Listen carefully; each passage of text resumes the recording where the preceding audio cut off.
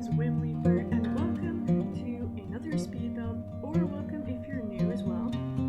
First of all, I'd like to thank you for clicking on this video. I know that usually most people won't click on a video that has a 40-minute plus timestamp on it, and I don't blame you, but I do have actually quite a bit of stuff that I do want to talk about in this video that isn't just related to this build. Like, this build is really special to me because I have a very specific story I've had in mind for it and all that sort of thing. But also, I do want to talk about, I probably will have this as the title of the video, but I also want to talk about kind of an issue I find interesting in today's modern society, I guess, or just like our technological landscape, is how my husband and I actually went without internet for 2 months in a row. And I'm not saying that as like a clickbait title where it's like, oh, we kind of like, well, we technically went without internet, but we would use it only for like an hour a day. No, like, we didn't have an internet provider at our apartment. We did use it if we went to families' places, but most of the time we wouldn't be on it even then because we wanted to hang out with our family. We don't live in the same city, so we wanted to spend most of the time with our family. So yeah, not a clickbait title. We actually did live without internet for 2 whole months before we had to get it out of necessity because I was going to university, and you definitely need that for when you're going to university. But I don't want to talk about that first. I do want to talk about the build a bit. Then I think I want to talk about the save file that I've been working on, and I might talk about the internet thing last. So if you just are here for that, just like maybe fast forward a bit and you'll be able to find it. It'll be quite obvious, I think. But if you are here for the whole thing, then cool. And I hope you enjoy. But yeah, this is a build that I'm doing for my World Overhaul save file. If you don't know what that is, you can find it on my channel if you want. Like, basically what I'm doing is redesigning all of the lots and all of the townies in every Sims 4 world that I own, but I will eventually get to all of them. I just don't have all of them yet. But this is a orphanage which I made for 4 orphans and 1 mistress, I suppose. It is a girls' orphanage, and it will be in that save file with the orphans, so you will get to learn their stories a little bit. I really do love the household, and I love this build. It's kind of based off of a dollhouse, actually. I think it's a dollhouse, but it's like a professional kind of model dollhouse that you might see sometimes. I found it on Pinterest. I might be able to put a picture up, but I don't know if I'll be able to. I'll be able to find it again, that is. But yeah, so that's what I'm doing here. I'm figuring out the layout. It had this sunroom on it, and I decided to make the sunroom kind of like a classroom for the orphans. If you've been watching Deligracy's Orphanage Let's Play, it's kind of sort of inspired by that. Like, not inspired as in like I wanted it to be similar, but inspired as in like she's what inspired me to make an orphanage in general. I find that this build, I was listening to the Studio Ghibli music while I was making this, and I figured like it actually kind of has that sort of whimsical look to it, and like it has that whimsical vibe. Also, I completely forgot to mention that one of the main things about this build is that it is off the grid, and I made it actually before they updated the off the grid lot trait to actually be a little bit more functional, but I'm really glad it is more functional now, especially with some of the items I put in, like the wash tub now will work and the clotheslines and stuff, because before I put them in mostly for aesthetics, knowing that people were going to have to delete it if they wanted to use this build, but now that is completely usable. I'm pretty sure every single light I used, every single appliance, etc., etc., I double checked to make sure it would work off the grid, and it totally functions fine now. So that is really cool. I don't know if the stove exactly works. I know a lot of people have conflicting information about that. I haven't actually like tried to cook anything, to be honest, because I've just been kind of busy working on other projects. But there's a barbecue as well, so you don't have to worry. They can still cook But the story for this orphanage is that it's kind of, yeah, it's a girls' orphanage in Brindleton Bay, and it is run by this really very nice mistress who just got it. And I think that it would be like a really, really old orphanage that she recently procured, and then she wanted to yeah, fill it with orphans who needed a home so she could get them adopted. So you could totally use this for the orphanage challenge if you want to. I don't know the official orphanage challenge rules, just the ones that Deligracy uses, but I kind of base it off of the ones that Deligracy was using. So there's lots of skill building objects and stuff, but I thought it would be such a challenge. I don't know, maybe I'll do the orphanage challenge.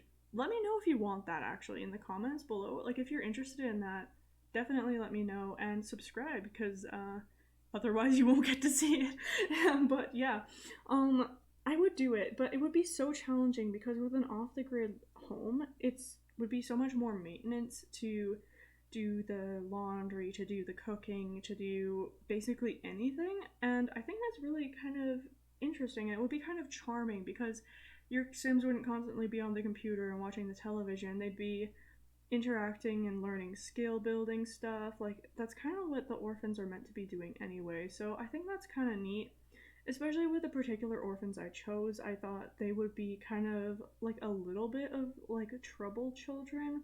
Not like to the point where they need to go to juvie or something. I just mean like they're orphans, so they're probably gonna have problems anyway, but also they just have kind of interesting traits and interesting personalities. I guess this is a bit of a spoiler, but not really, because if you go into my save file when it's gonna be released, which is very, very soon, by the way, but I'll talk about that more later. But if you go into my save file, you'll learn very quickly that Gloria, I believe, is an alien. So right off the bat, you know that they're not like the super normal Sims. And I made it so that there's a giant garden in the front where I would imagine them growing like their own food so they don't have to travel off of this lot. It is where that museum in Brindleton Bay is, which is very secluded. So I imagine them growing their own food for the most part. The girls would help with that and do the chores, and then that would sustain the family of orphans. So yeah, like I said, there are 4 orphans and 1 mistress, and yeah, they're all very unique. I think I put them on the gallery separately actually. They are probably just called orphans or something like that. If not, I'll try to do that. I'll try to remember to do that. Yeah, but this build is featuring basically a office for the headmistress, a living area which is just like a fireplace, chess table, and then some skill building like musical objects, I'm pretty sure. Yeah, I think it has an organ and a violin. And then it has a kitchen with some stools and this outdoor dining area, the classroom which is in the greenhouse, the girls' room, the girls' bathrooms, and then the mistress's room, and the mistress has her own bathroom. And you'll see with the layout why that makes sense is because the mistress's room is connected to the girls' room, where like if she were to go to the bathroom, if she didn't have her own, like she would have to like go through their bedroom, which in The Sims doesn't really matter, it wouldn't wake them up, but like in real life it would, so I'm kind of like a little bit of a stickler for realistic details in a build anyway. I like goofy stuff as far as like households go and storylines and such, but I like the like actual builds to make a lot of sense. So yeah, I'm just making the dining area, and I think I kind of talked about the actual logistics of the build all I wanted. And the story, so I might move on to talking about the save file for a bit, and then I'll go back to talking about the build when some more interesting things start happening. But yeah, so for my save file, like I was mentioning, this will be a part of it, and it's completely renovating The Sims 4 basically. Like not renovating as in like taking their stuff and then making it better or like making it over. Like renovating as in like using the world and then completely replacing everything in it. So there's no more Bella Goth, there's no more Travis Scott and I don't know, Olivia Kim Lewis and stuff like that. Like they're completely replaced by my own townies, my builds, and stories. And I'm really excited to be able to say that I have exactly one lot left to do before I am going to be releasing um, basically a preliminary version of this save file. And the reason I say preliminary, I guess, is because not everything in the save file that is available will be completely done. Like if you have Sulani, for example, nothing is going to be done because I don't have island living. If you have Windenburg will be sort of done. Like it's kind of going to be like that, but the reason I am releasing it is because all of the base game worlds will be 100% completed. All the families will have some sort of social interaction with someone else, unless I've intentionally left them as a loner or something. All of the households have stories. They all have a house that is completely brand new that I made, and yeah, this orphanage will be part of it because I think Brindleton Bay is basic. Like it is 100% done, other than me managing the stories. So I haven't gone and made the all of the residents have like relationships with each other yet, where I have done that in Oasis Springs and Newcrest and Willow Creek. But I might do that just so that I can say that it's a base game plus cats and dogs release.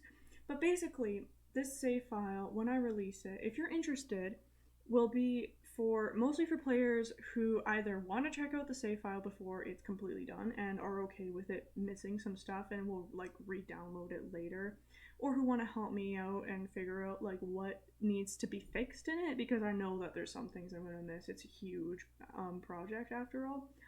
But it's either for people who want to help or people who only have the base game and don't think that they're going to get the other packs anytime soon, because I know lots of people just have the base game right now, especially after EA released it for free. So I wanted to release a version of the save where after I finished the base game details, so that you guys didn't have to wait until I finished all the other worlds to get a version of this save. Because like if you're not gonna pick up vampires and you're not gonna pick up like Strangerville and you're not gonna pick up all these other worlds, then I don't think that it's fair for me to basically say, oh no, I'm not gonna release it until I'm done. Like I thought that it was a good compromise to say I'm gonna release probably 2 or 3 versions. The first version is gonna be for people who have base game. The second version will be when I'm done everything that I have, because I don't know how long it will be before I get everything. And then the third version will be completely done no matter what, basically, because I'm catching up, basically buying packs. And eventually I think it'll be to the point where I won't have to catch up anymore, and that will be the last save file. And then after that, of course, I'll update it for every new world that comes out. Kind of like Plumbella or Little Cincy if you follow them. Also, yes, this all my save file is going to be completely CC free, so you don't have to worry if you want to try it to download it. Like, honestly, it would really just be great if you guys did. Like, even if you don't think that you would play in it all that much, or like you're not really that interested in my builds and my stories, like I would just be really grateful if you would just download it. It would only take up one save file spot on your entire PC, and just tell me what you think. Just look at it briefly even, and just tell me like if there's something you like about it, if you don't like about it. Obviously, this is going to be a little bit ahead, but if you want to keep up to date with this, if you think it's interesting, then please subscribe, because I'm going to be posting updates, and I will definitely post a video about the base game release version for anyone who wants to download that. But I'm going to talk about the build now more, because we're actually getting to the floor plan, which is a little bit more interesting. So I'm separating it off here. That little weirdly shaped room is a bathroom, and then I made a curved kind of hallway. Well, it's not completely curved, but like a strangely shaped hallway. Then there will be the office on the left, and the kitchen and the kitchen and the living on the right from that view. And then the second floor is the girls' bathrooms and the girls' bedrooms. And the third floor is the headmistress's bedroom and bathroom combo. So yeah, I'm just figuring out a floor plan that like makes sense to me. The stairs were really annoying to place. That's why the headmistress has to have her own bathroom, because I couldn't think of a way to let the headmistress have her bedroom on the top floor without it disturb, like basically having to go through the girl's bedroom, which I think is kind of okay, because then the story kind of fits a little bit where it's a headmistress, like she's there to teach and look after the girls, but she's also kind of like a disciplinary figure. So I think that her room being close to the girls' rooms like shows that she cares about them, but also shows that like they would have a hard time getting away with being noisy at night if you know like that sort of environment, which isn't a bad thing. It's just realistic in my opinion anyway. This is a classroom. I really adore this room so much. I think it's mostly lit by lights on the floor, and it has a couple bookcases and a reading area. I didn't put that many skill building stuff in here actually, because I thought this would be like more of just like a lesson room where like they go here to learn geography and whatever, and like I wouldn't think that these girls would go to school very often. Like they might go if it was a special learning day or to like take an exam, but they would basically be like homeschooled by the headmistress, if that makes sense. So yeah, this would be like their classroom where they'd learn lessons you would learn if you did go to school, and then outside is more skill building items for them. I want to talk about the orphans a little bit actually. So I'm going based off of memory. I should have probably had like a little notepad written down, but I'm pretty sure I remember quite well. So if you are wanting to do the orphanage challenge with this orphanage and my orphans, which will be in the save file like I said, then you'll find that there is Nadine, who is the headmistress. So her whole thing is she's just trying to help out the girls. I haven't given her all her skills yet. I think I want to make her kind of like have a lot of skills, but not so much as like to be a super Sam, because I think that's a little too easy if you want to like have certain aspirations. And like I'm not going to give her like the mentor skill even, because I think that that'd be more fun for people to earn if they wanted to use this for the orphanage challenge. But yeah, Nadine is like a very very nice headmistress. She's nice, but she is not a pushover either. Like she wants the girls to have to look like complete their aspiration before they can get adopted. So then that leaves us with the orphans. And speaking of the orphans, I gave them each like a little makeshift vanity. These things work off the grid. Everything it works off the grid, trust me. But anyway, I made them all like a little makeshift vanity, and I kind of pictured them getting ready in there in the morning. If I'm pausing a lot in this part, by the way, like the footage is pausing a lot, it's just because I had to keep checking on my phone to see if certain items were compatible off the grid, because as we all know, pre-update, it was really hard to see which items would actually work and which ones wouldn't, since some of the candles still don't even work, but that's besides the point. A little salty there, but not too much. But yeah, like I was saying, so there's Nadine, and then I think the eldest orphan would be Gloria. Gloria is the alien sim. She's a little bit of a rebel, I would say. She doesn't have like hot-headed trait or anything. That's my personal story for her. She's a little rebellious, she's a little mysterious, but she's also really kind, and she would want to help all the younger girls. So there are two teens and two girls, like two children. And yeah, Gloria's a teen, obviously, and then Fira is also the other teen. But Gloria, I think her aspiration is to be like the head of a club, because she would be into that kind of a lifestyle. So yeah, she would want to get to know other Sims, probably within Brindleton Bay. So that would be kind of a fun one to do. They'd probably get to know the other girls as well if she made friends in a club. And then she could even move out maybe with another teen who she meets in the club and move into their family. I think that would be cute for her. Obviously, like I said, if I play this, then there will kind of be like a technical canon, but I still want you guys to play with these households that I'm putting in this save file. That's kind of the intent. Is in this save file, there's a lot of households that look really, really boring, and my intent isn't like for them to just be in the background, like you don't really ever notice them and you don't ever play with them.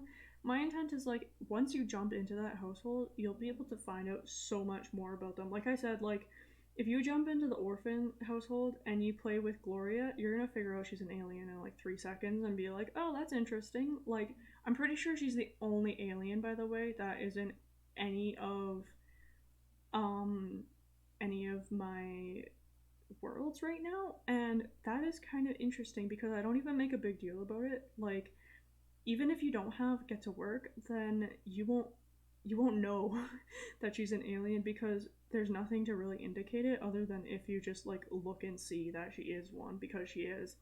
So that's probably why she's a bit rebellious, but yeah. I don't know if I'm rambling a bit too much about this. You know what? We got plenty of time. So I think I'll talk a little bit about the other girls, maybe like a little less rambly. Sorry about that. I'm still new to YouTube, still figuring out commentary, but thank you so much if you've made it this far still. But yeah, so then we have Fira.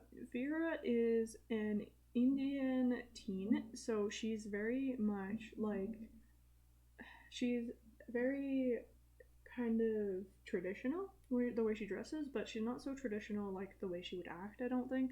I honestly don't know that much about Indian culture, so like please don't come at me and be like, oh, you did this wrong, because I really do try to make things believable. I don't ever claim to know things I don't, but I did dress her in an Indian style and she has Indian facial features and all that. So, but she's also an orphan, so I think it's kind of believable if she doesn't really know much about her culture anyway, considering she didn't have any parents to teach her about that stuff.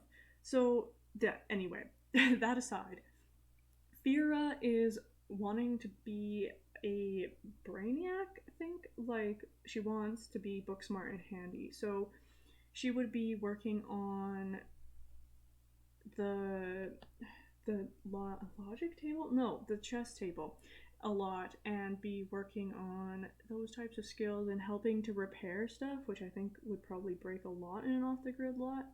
Also, the beds, I want to point out, all have flowers, and that's because all of the orphans are based off of a flower. Um, Gloria is based off of the in-game quill flower, which is an alien flower, that's why she's an alien.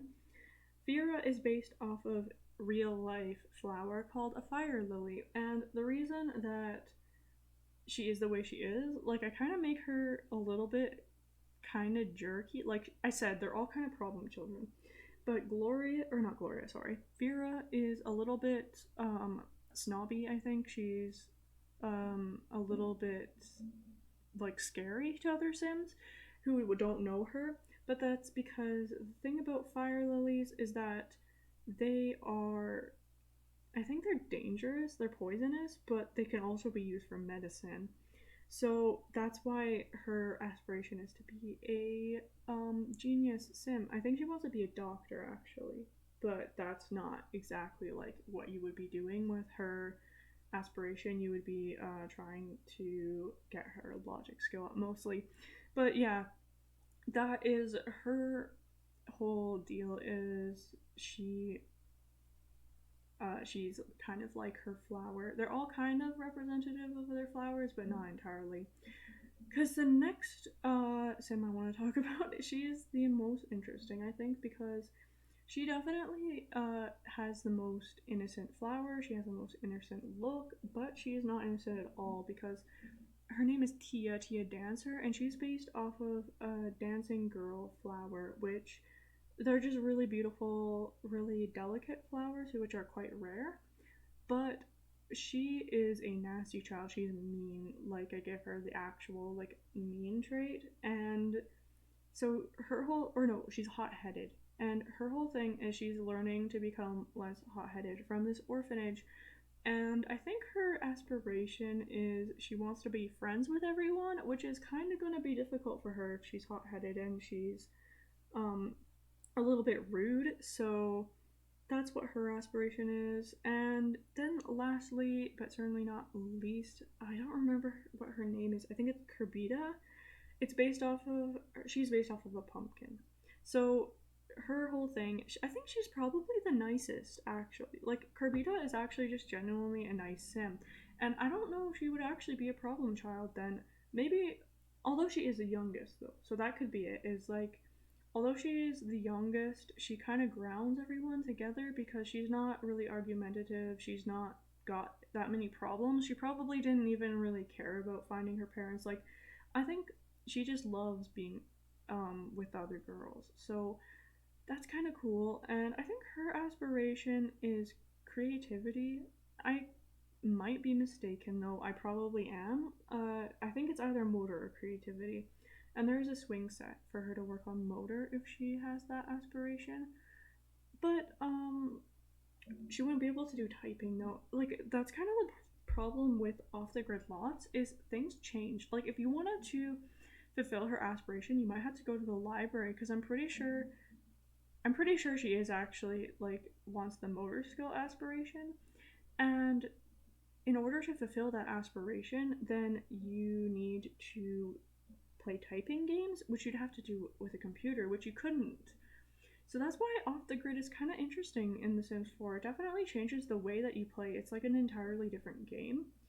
I really do wish that they would have taken longer to perfect this and maybe even make a pack for it before they released it, because it seems like there are so many things where it doesn't make sense for it to be compatible with the base game, or it doesn't make sense why some things are work off the grid and other things don't. Like, I'm pretty sure it was just an oversight and they didn't realize how popular of a thing it would be. But it would have been a really cool move if they just waited a tiny bit and then made like a game pack about it, and then literally just added in items that make sense to work off the grid, kind of like the shower that you got in Strangerville. I don't personally actually have that pack, but I definitely thought that that item seemed like it belonged in an off the grid pack, and maybe that's why they got inspired to release the off the grid trait for free. Maybe a lot of people were suggesting it as a patch, but I really do wish they would have spent a little bit longer, since yeah, I found it so hard to find like a wall sconce that actually worked, even though most of them looked like they were candles. So I had to use these vampire ones. This is definitely not a build where I limited myself to one particular pack or to like even a set of packs, because it's just such a challenge to fit in all this off the grid type stuff while keeping this aesthetic of like 1700s 1800s old rundown orphanage that's been kind of brought back to life. I did add a whole bunch of cracks and stuff from the vampires pack, because I thought that those added a lot of interesting detail. But I think now is about the time I'm going to talk about what a lot of people probably clicked on this video for. So I'm sorry to make you fast forward if that's what you came for, but I'm going to talk about when my husband and I were living without internet for 2 whole months. So I'm just going to get right into it. I don't think I need to have that much of an intro. It's fairly self-explanatory. But what happened is, after we got married, my husband and I had to move to a new city so that I could go to university and take the rest of my program, which I'm still in, by the way. I haven't finished. But basically, when we got to the new city, we realized that we didn't have a lot of things figured out because we got married young. Like, I'm 20. That usually throws people off guard when I mention that, but I am 20 and I got married when I was 19. So we didn't have a lot of things figured out. But we didn't really think about the internet being that much of a problem. We're like, okay, well, we'll get moved in, we'll get sorted out, and then we'll worry about internet later. Like, we have quite a few months. I think we had 3 months before I started school, and that's when it really started to matter. And honestly, for the first little while when we were moving in and all this chaos was going on, we didn't really notice that we didn't have internet until there was something we wanted to look up, because this was the kind of time we were going back and forth between our old city and our new city to get stuff and get sorted. And we didn't really notice. It was only in like the 3rd week or something we started to notice, and it was when we started feeling like we needed to look up things, because we hadn't lived alone before, we hadn't lived together before, and we're starting to think about things like, how do you cook rice? Because I don't personally eat that much rice, but we bought some, so I was like, okay, so how do I cook this? And I couldn't just Google it on my phone or something. I couldn't pull it up and be like, oh yes, how do you cook rice, or a rice recipe or something. I had to like actually just like see if I had a cookbook that told you how to cook plain rice, stuff like that. It's just like, it seems silly, but like you start noticing it around times like that. And I think a lot of people would notice it earlier, but we were, like I said, we were in a time of like a lot of change and a lot of figuring out life stuff. We weren't really worried about like going on YouTube or anything, and I wasn't even a YouTuber at that point, so it wasn't like I was worrying about my subscribers or anything like that. I was just chilling. But we started noticing it in the third week, where we were starting to have to really strain to find entertainment options, because before we both had lived separately and we both lived with our families, so when we were bored we just kind of like play a game on the computer, or like go online and look up some interesting thing to do, or like, yeah, just even browse on social media. And honestly, neither of us are that avid users of social media, but I started to notice when I would talk to my friends, like I would text them, and they would say like, "Oh yeah, this thing has happened," and I would be like, "Why didn't I know?" And then obviously they just posted it on Facebook or something, and I didn't see it. So it was kind of this weird feeling of being out of touch, and there were definitely bad times where like I started going a little bit stir crazy, and not gonna lie, because there wasn't that much to do at home without the internet, because I felt like I was disconnected from everything. So we started playing like old GameCube games, we started playing on our Wii, we started watching a lot more films and borrowing TV shows from my family, and for the most part, we kind of had to think hard about what we wanted to do every day. It wasn't like you get up, you go on the internet, you browse until you get bored, and then you have chores to do. It was like we did the chores and then we had time. And that was the problem. Our place was like so clean, and now it's a mess. But anyway, that's getting into the second part of not having internet.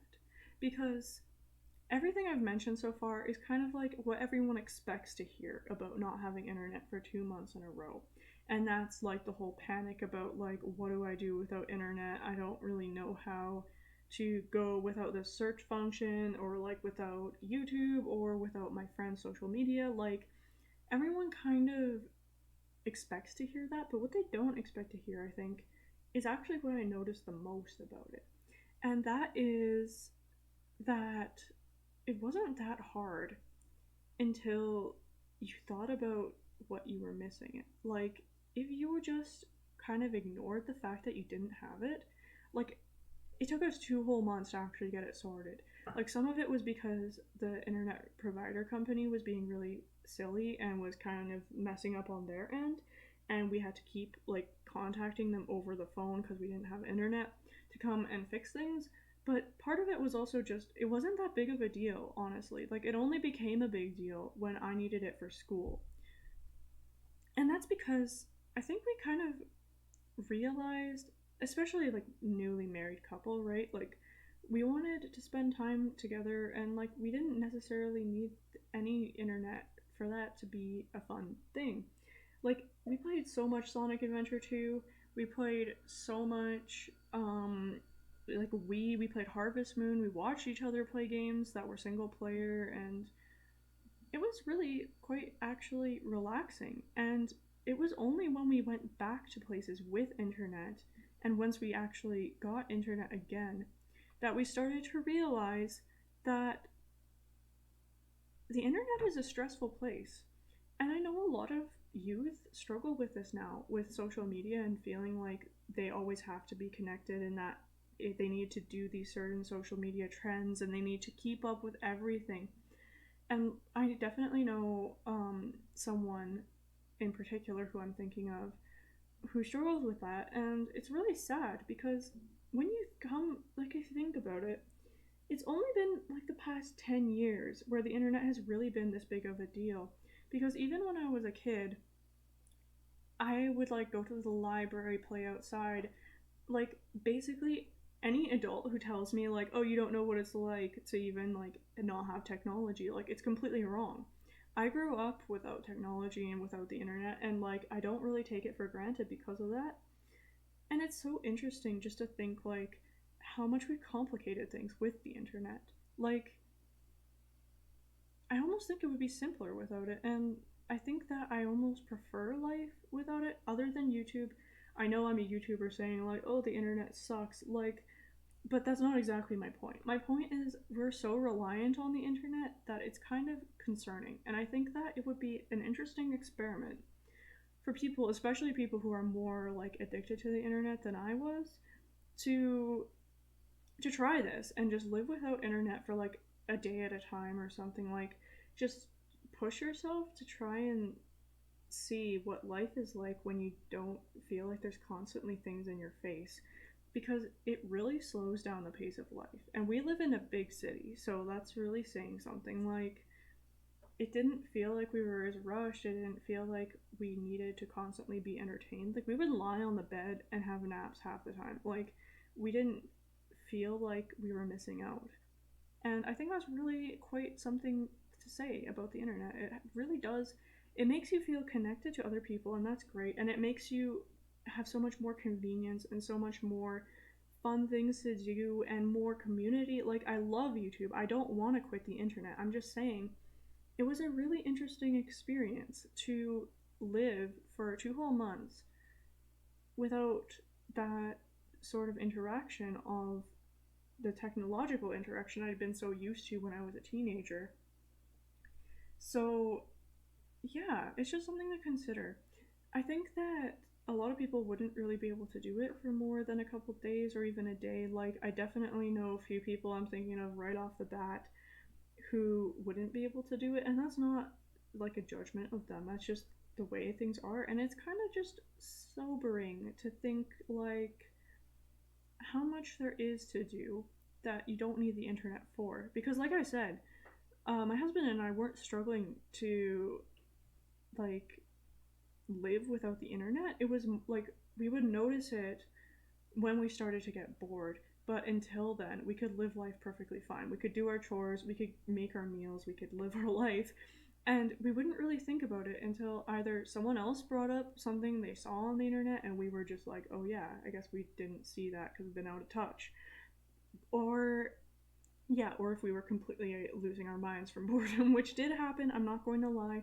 The internet is a good thing, it's a good tool, but yeah, taking a break from it is actually very, very relaxing. And yeah, it's just really cool. Anyway, I think I've probably restated that quite enough. And this is getting towards the end of the build. I'm customizing the girls' room, and I think it's really cute the way that I just put like a little picture for each of them. And yeah, I think that when I made this build, I was thinking like, oh my gosh, this would be such a tough life for these girls to not have like television, not have running water, and etc. etc. But I think, like I was saying about the internet, when you actually experience a lack of something that you're used to, I don't think that it hits as hard as most people believe that it would. Like, I think if I had to live without running water for a month, or if I had to live without electricity for a month, like, yes, it would kind of suck and there'd be times I'd miss it, but also I think that in a way I would also get used to it, and I think that lots of people would. Humans are highly, like, adaptive to their circumstance, and that's kind of amazing. And it's also kind of amazing that we've adapted such, like, we've made technologies like this that are so, like, useful to the point, like, we can't imagine living without them, even though we probably could live without them if we tried. That's what my point basically is. I don't even know if I have a point, actually. Basically, I just thought it would be fun to talk about for an off-the-grid build, and I did say in another video that I would be doing it in Salvadorada. I lied. I decided that it would be fun to make the orphanage in Brindleton Bay idea instead, because I didn't really think that your Sims going to Salvadorada was necessarily like, oh, they want to live off the grid. Like, It's kind of a vacation spot, so I want to leave the builds in Salvadorada to be on the grid for the most part. Maybe a community lot could be off the grid, that might be interesting, but for the most part, I thought it would just be more interesting to have a residential lot that's off the grid than to make some sort of rental where you don't have any power and it's just like a super cheap rental, which really there aren't that many lots in Salvadorada that are that cheap to rent, so honestly, but I really do hope that you enjoyed this build. There's still a tiny bit left, obviously. Please do watch to the end. I have screenshots. And thank you for staying through the commentary or skipping ahead to whatever part you wanted to look at. But yeah, please stay updated if you want to know about my save file. Please subscribe or comment or like or whatever you feel like, dislike even, I don't care.